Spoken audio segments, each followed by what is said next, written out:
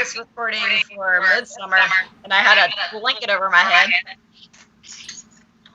Nice and frizzy. That's a lovely, evocative image. Now I really just want to sit in on your guys' rehearsals.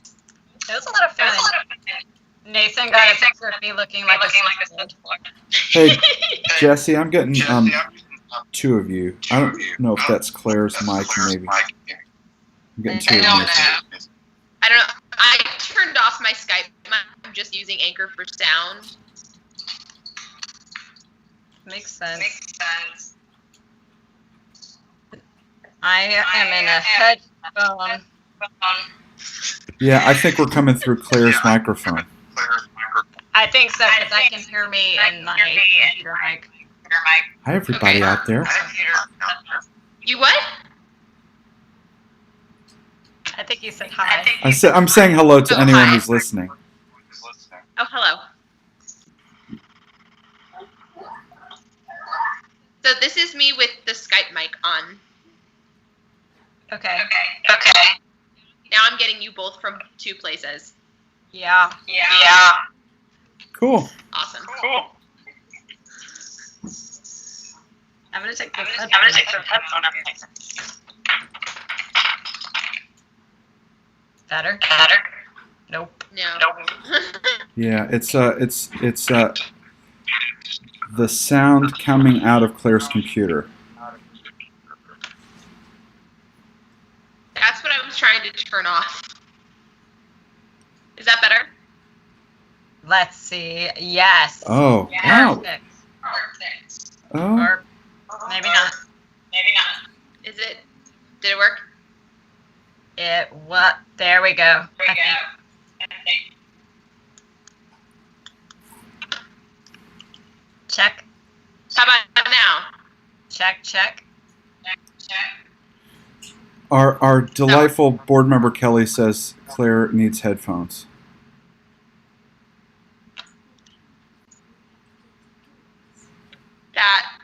Yep.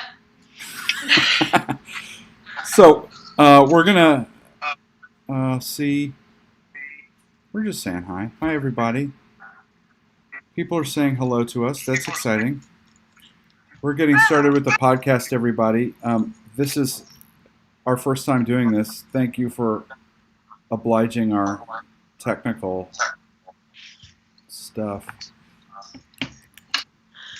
We're getting rolling in just a minute. How's everybody doing? Good. I'm well. I'm apparently like a gorgon of sound, but I'm okay. I'm good. Jessie I'm sleepy. I was going to say she had a blanket over her head earlier, so she's had a much more adventurous day than either of us. I guess you could say I had bedhead all day long. But yeah, good. I mean, is it even a Shakespeare play if someone doesn't, have their head under a blanket at some point? Yeah. Are you doing Shakespeare right if you're not hiding somewhere? Very true. So here we are. What an exciting time. What are you drinking today? Jessie, go for it. All right. In my lovely Sweet Tea Shakespeare mason jar, I have a strawberry ginger fojito, which is a fancy way of saying I didn't have club soda or simple syrup, so there's a ginger ale in my mojito, which makes it a little sweet, but it's good. That's so wonderful and scrappy. That's like a true millennial cocktail. It's a quarantine cocktail. I didn't have the ingredients, so I used ginger ale. I used whatever was in my fridge. Jeremy, what are you drinking? I stole my wife's Diet Coke and mixed it with some bourbon, and she's in the background and not happy. So I will have to replace it later, I'm sure. Well, I'm being very responsible. Even though it's a Saturday, it's only 1:45 p.m. on the West Coast, so I'm drinking water because I went for a long run today. to try to, I don't know, get some endorphins to like push back against the stress. Did it work? And then I got I'll let you know. But I got very thirsty, so now I'm drinking water.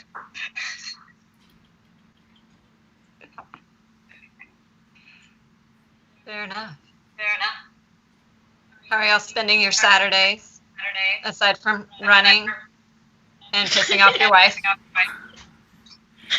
I took a long nap. How's that? Ooh, Nice. perfect. Do you nap on any kind of schedule? Like, is it that like you have to nap in the morning in order to be able to sleep at night? Like, do you find any? No, I just nap all the time, if possible. For me, it's always a happy accident. I can't nap. I've never been able to. I couldn't until I was in college working at a summer camp in a hammock. And now I can only do it with a beer and a dog in my lap while I'm supposed to be watching something with my husband. Those are very specific parameters for being able to nap, but I like that you've honed it. No, I have so much trouble sleeping even at night when it's dark and quiet. So napping does not really work for me. But it sounds nice. Like the idea sounds blissful to me. I wish I could do it. I definitely love when it happens. Are we getting comments, Jeremy? We are. Nicole says hello. Hello, Nicole. Hi, Nicole. I'm working on audio with our board member, Kelly, who is like a professional broadcaster. I'm sorry. I will try to acquire headphones. It's quarantine. You're allowed. I didn't know it was a prerequisite for doing this. None of us expected to be doing this.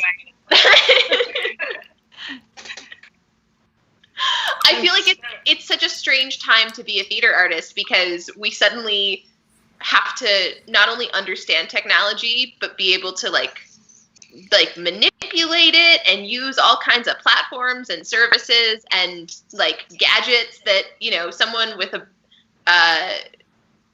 Neanderthal brain like mine just like normally wouldn't want to engage with any of that stuff. And I had never heard of Zoom before quarantine, right? Like I don't think I'd logged onto my Skype account in approx 6 months. But you're doing much better than Jeremy and I. Well, except for the fact that I echo through the cosmos because I don't have headphones. This is going to be a joke for a while, I think.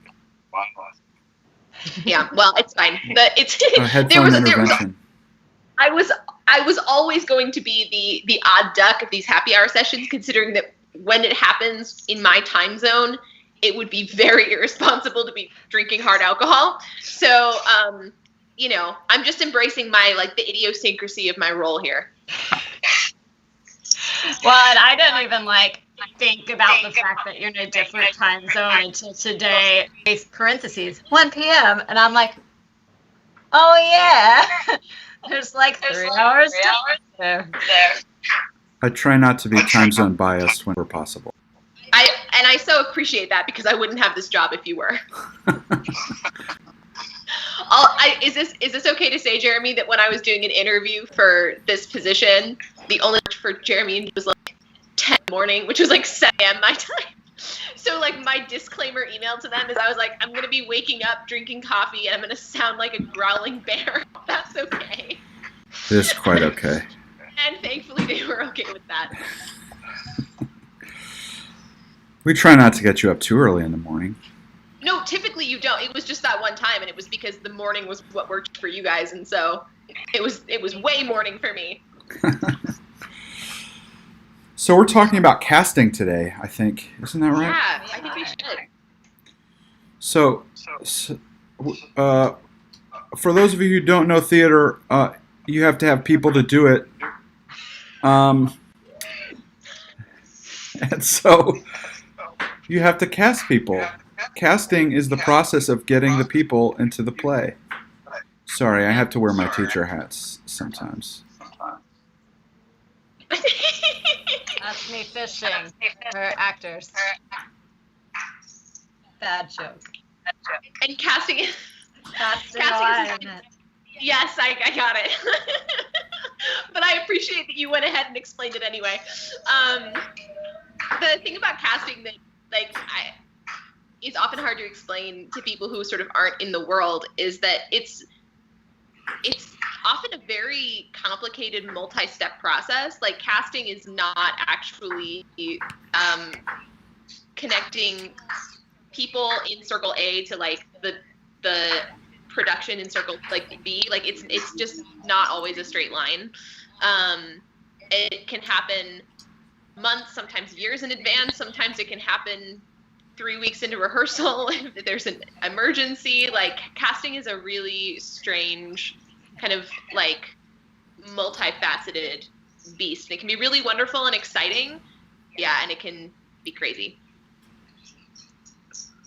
So James asked, "What's the Craig here?" And Amanda says, "Hi, Claire and Sweet Tea folks." That's Amanda Rogus. Hey, Amanda. Hello. The Craig is that we're having a little party.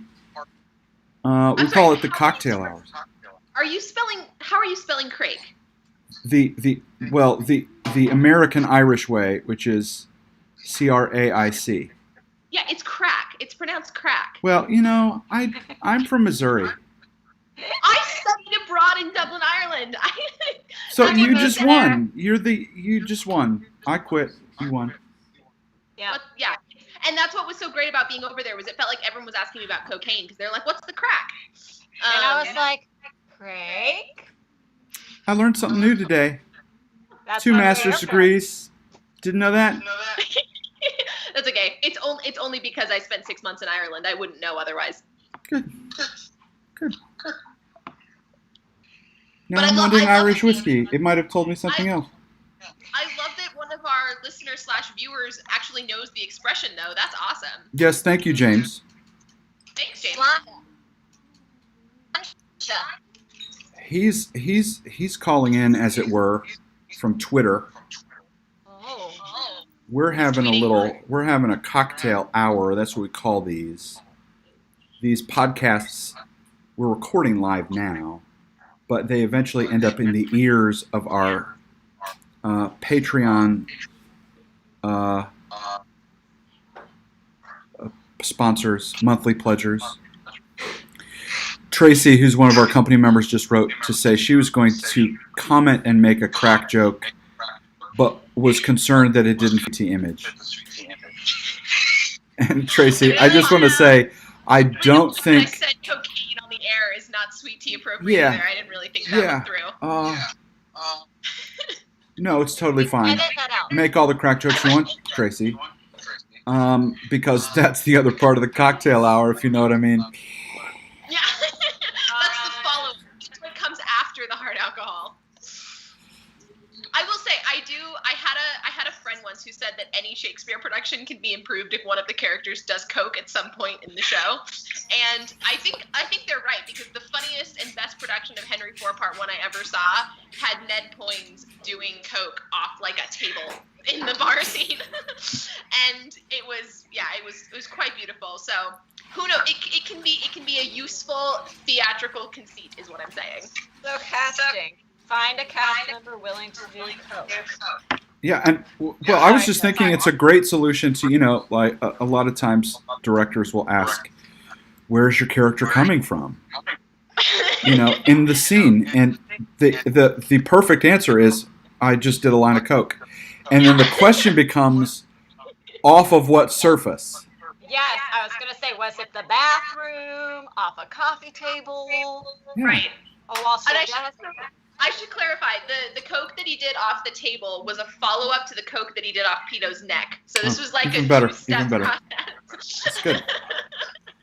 Because it was like the Boar's Head Tavern was it was basically just a strip club. And the coke was rampant. I'm sorry, I'm really bad doing this kid-friendly thing, aren't I? It's fine. It's called cocktail hour, so hopefully we've scared off all of the nervous parents. Children, if you're here, if you're still listening, children, drugs are bad. Unless they're from a pharmacist or a doctor, then they're okay. But otherwise, drugs are bad. Okay. Don't do drugs that aren't yours. Shakespeare is a drug, and you should do that drug. That's true. That's a good Join point. green tea. You could do green tea. It's a different. It's green tea. Some green tea, also powdered. Just saying. Matcha.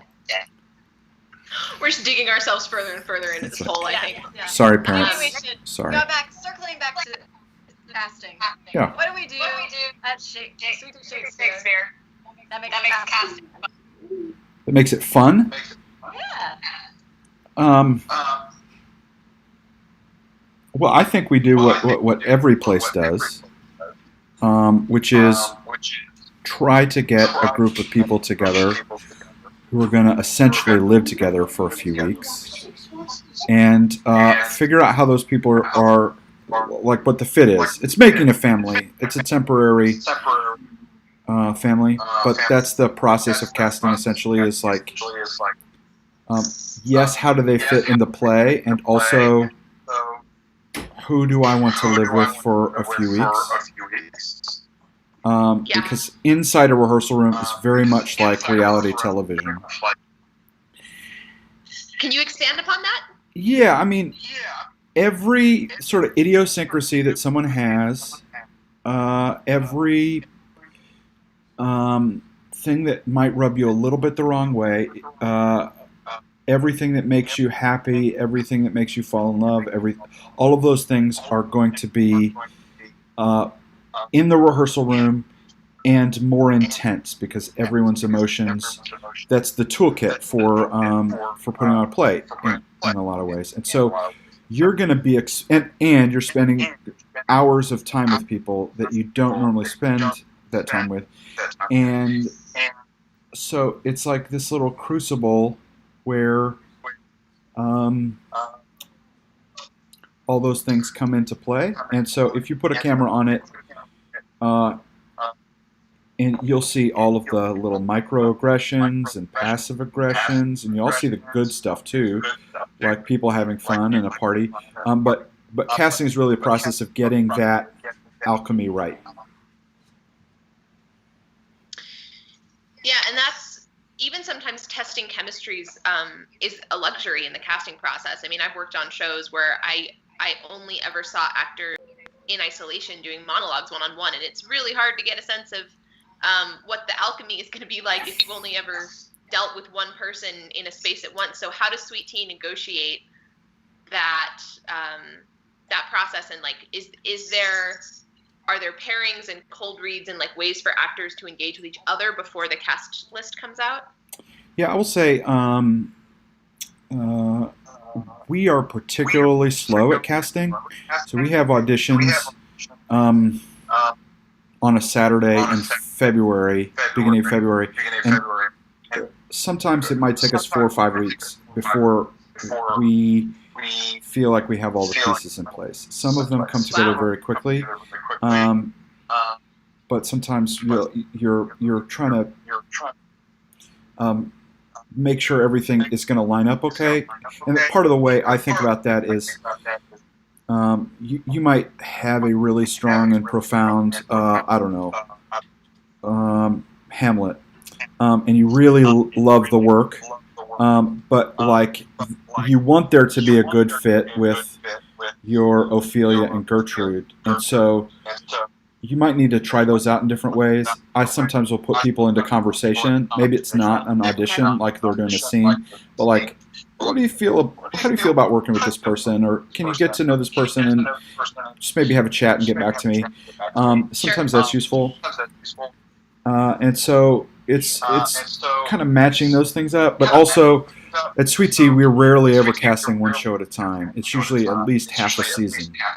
Yeah. And so we're like seeing if you can play Hamlet here, and then Benedict here, and then Lady Mac here, and like how all those pieces work together. Okay, sorry, I have to interrupt for a moment. How can I petition to play Hamlet and Lady Mackers and Benedict in one season? Because I want to do that. Well, you're on staff now, so I think we just work it out. I would like to claim that track right now. Me You have too. a pretty strong chance if we Me have too. that season. I've been thinking about doing Hamlet a lot in the last 6 months or so, and I'm reminded of a production that I was involved in many years ago with people my age, also my age now, who are getting ready to do Hamlet and Ophelia and all of this, and they referred to that production as Last Chance Hamlet because it was the last time they were going to be able to play those parts believably. Maybe I'll have a Last Chance Hamlet in a year or two. Are you gonna play Hamlet? Can we look forward to that? I would need to start memorizing now, but it's not out of the question. There was a production of at the Public several years ago where Meryl Streep and Kevin Kline played Romeo and Juliet, which was delightful. They just did it in a different way, so we could try that. Be interesting. Yeah, I was an associate dramaturg for a production of Romeo and Juliet that happened at the People's Light Theater in Philadelphia, and the whole concept behind the production was that it was a year after the events of Romeo and Juliet, and it was the remaining parents and the nurse and the friar gathering together to tell the story of how their children fell in love and how it fell apart as a process of healing, as a way, like they were gonna relive the memories and try to understand the romance as a way of trying to heal from the past.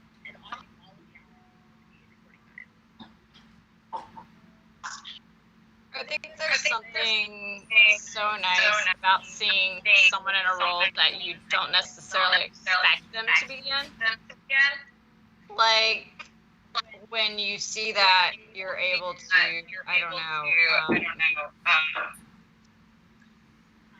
know. I'm like, you've probably been in rehearsal all day. You're good, girl. Yeah, I don't know. There's just, you can add extra layers to what you're doing by putting someone in a part you don't traditionally see. So I'm thinking back to for grad school, one of the things we had to do was watch and analyze production, and I was doing a paper with one other classmate, and we did Richard the Second with Fiona Which production? Shaw. Yeah. Just fantastic. Like, She's so good. she's so good, and you're not putting that character in a box of, oh, this has to be played by a guy.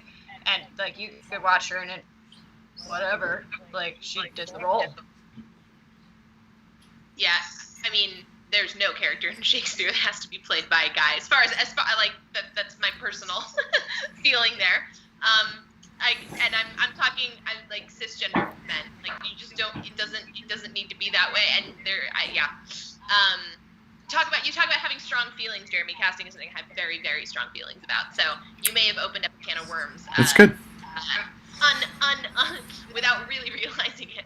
But I think that I think what you're speaking to, Jesse, and correct me if I'm putting words in your mouth, is like there is something quite delightful and often like revelatory about watching an actor play against type.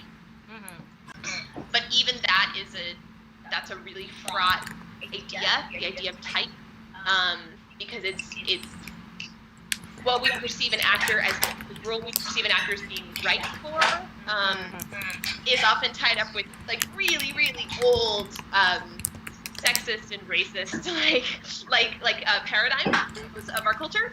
So like even the idea of like having a type is like it's I don't know, I feel like that you're in murky waters there. And what I've come to love about Sweet Tea, and again, this is all from distance, but from what I've learned and what I've seen in the production photos that I've looked at, and the testimony I've heard from cast members of the present moment and of the past, is that there is an effort to cast people in ways that might be unexpected to audiences at large, but doing so in a way that celebrates what that specific actor can bring to the role and how they can perhaps reimagine it or re-illuminate it for that particular story. And I think is really cool. Yeah, we try to do unconventional things as frequently as possible, and also to treat them as conventionally as possible. So one of the things is we, at least I, try not to explain our casting at all. so that if we cast someone unconventionally, either because of sex or gender or anything, we're trying not to explain that in any way, and just rely on the actor's good work to do the explaining for us. I think one of the best things about Shakespeare's writing is he gives you such a full character to work off of. Even with the smaller characters, if you look at them in the scheme of the work, you see this huge picture. So regardless of your gender, your race, whatever, it's very easy, I think, for an actor to take that character and run with it. Even with the smaller human. Yeah, that's a great point. I mean, something that's frustrating. I remember this has all been bubbling in my brain because the National Theater just released the Antony and Cleopatra that it did in, I can't remember if it was 2018 or 2019. I saw it when I was doing my master's over in London, and they just released it yesterday for streaming. And I remember an article that I read after I went and saw it in London, and the review was like, production is good justifying casting a female actor as Agrippa. I was like, did the production have to just casting a woman as Agrippa? Like, was that its responsibility? I thought it was trying to tell us a story. Like, I remember reading that line. It was one of the first lines in the review, and I was like, that's a really weird way to approach a production that already has all the characters in contemporary clothing. Cleopatra was dressed like Beyonce from the Lemonade video. I was like, why? We're very much in a present moment here. Iris and Charmian are diplomats that are wearing suits. Like, why does this production have to justify casting a woman in the role of a military strategist? Like so that the fact that casting can happen at Sweet Tea, and that there doesn't have to be a fuss over justifying it, or like offering like authentic, like, or I don't know, legitimate reasons for doing it. That's really meaningful to me. Yeah, I always find the folks who are sort of the I don't know what that word, establishment, who I guess come with the expectations of what the productions might have done some number of years ago. I guess I end up feeling sorry for those folks, because if that's the thing that they hooked on for the entire production, then I'm sorry. You know, it's like there's so much more of an experience. The human beings are fuller. Then the language is richer than getting hooked up, or hooked on the idea of it's supposed to be that way.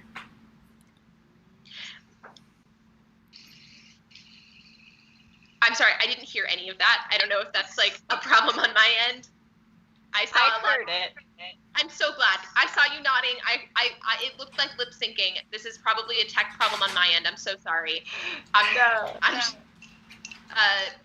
I like, Jesse, could you give me like the Cliff Notes version?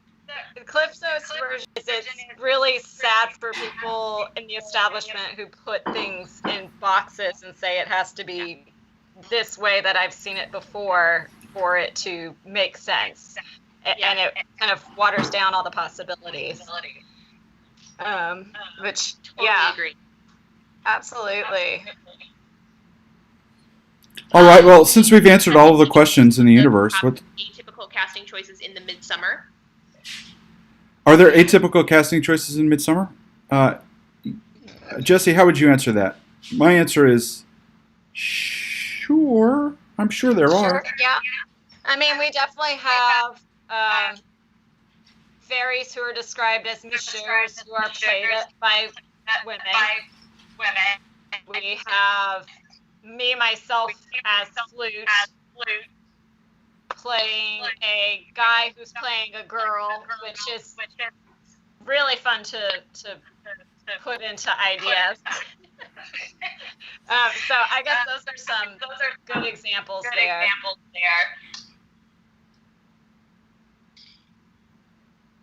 I mean, that's actually quite Shakespearean where you are. Mm-hmm. It really is. Playing a character of another gender is playing a character of another gender. Like that's. It's all the yeah, those 3 layers. That's very tonight. Yes, I love it. And Flute's such a fun character. I've enjoyed him for sure. And I think there's like interesting things you have to navigate when you're in those positions that stretch you as a performer. Because originally I had to go and question how would Flute play a woman. And originally that went through this little, he'll make a high-pitched voice. And eventually I backed down and was like, no, more concerned with doing her truthfully. So that's been fun to kind of play with. I love that. I love that your Flute is such a big respecter of women. That's awesome. Fantastic. Yeah, I mean, the thing about casting is that it is, you could do an entire podcast series about casting, especially casting classical plays in the 21st century America. I mean, even no matter how good your intentions, casting is always so complex, and there are so many factors going on. Because as Jeremy, sort of so aptly said, it's not just about finding people that are going to bring truth to the characters. It's about finding people that you're okay shacking up with for many, many hours of your life, for several weeks in a row. So you're looking for people who can be kind and generous and thoughtful, and exuberant, in who they are as humans, right? Like totally setting aside talent and skill and all of the actor tools. Yeah. And I want to say, I think Sweet Tea does a very good job of that. I mean, I'm only in my 3rd production, but everyone seemed to gel really well.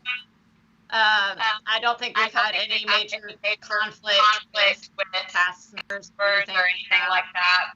Everyone comes with grace and this welcoming, and also willingness to admit, hey, I'm not my 100% self today, which I think is also important.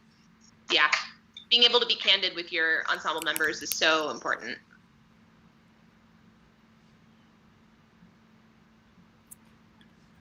I'm taking another drink. That was good. We did good. I can't hear Jeremy. It's killing me. I'm so sorry, Jeremy. It's okay. We did good. We're here. We did good. We're here. It's like a little party. We've had a little party about casting. We'll have another one sometime. But we did good. We're here. I just want to say hello to everyone who said hello to us, including James with the great crack, and Amanda, hello, and David Hoyer. He's our technical director. He is undoubtedly enjoying another cocktail himself. And someone on the Twitter whose handle is XQ, whose input to the conversation today was, didn't Shakespeare had affairs? Yeah. So, Kelly says hello too. Hi, Kelly. Thanks for the behind-the-scenes audio tips. First thing we're doing after this is getting Claire some headphones. So it'll be great.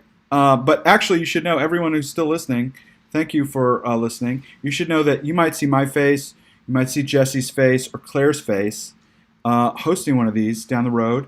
And you might also see some other faces. We've got an exciting project where a couple of our company members are going to go interview people in their front yards at social distance and kind of see how they're doing. And so we're going to have some fun with that too. But anyway, I think we're done for today. Does this sound good? So I'm waving goodbye. Goodbye. Bye. And we'll catch you next time. Thanks, everybody.